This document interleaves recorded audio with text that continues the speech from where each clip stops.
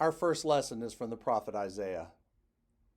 Is this the fast that I choose, a day to humble oneself?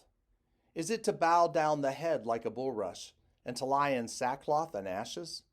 Will you call this a fast, a day acceptable to the Lord? Is not this the fast that I choose? To loose the bonds of injustice, to undo the straps of the yoke, to let the oppressed go free, and to break every yoke? Is it not to share your bread with the hungry, and bring the homeless poor into your house, when you see the naked to cover them, and not to hide yourself from your own kin?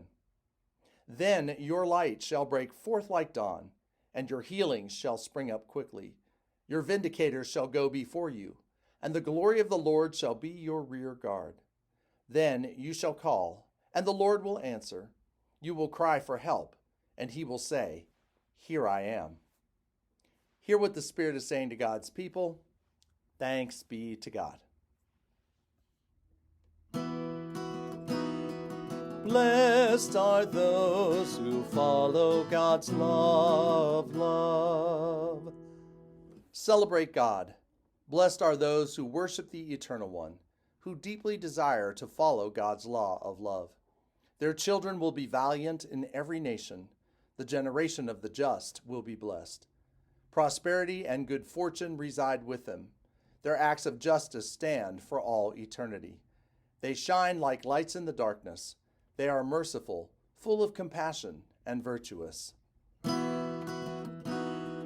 Blessed are those who follow God's law of love.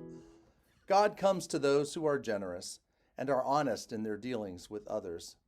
Those who follow God stand on solid ground. They will be remembered forever. They are not fearful of bad news. Their hearts are strong and sturdy, confident in God. They will be victorious in troubled times. They are generous to the poor. Their good deeds will be remembered forever. Blessed are those who follow God's law of love.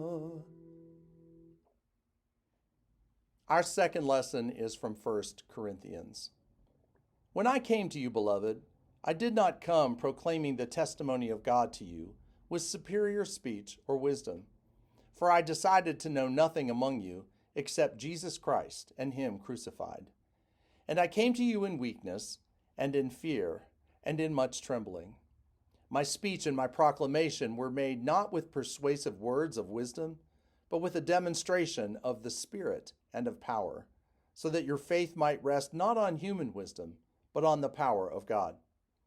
Yet among the mature we do not speak wisdom, though it is not a wisdom of this age or the rulers of this age who are being destroyed, but we speak God's wisdom, a hidden mystery, which God decreed before the ages for our glory, and which none of the rulers of this age understood.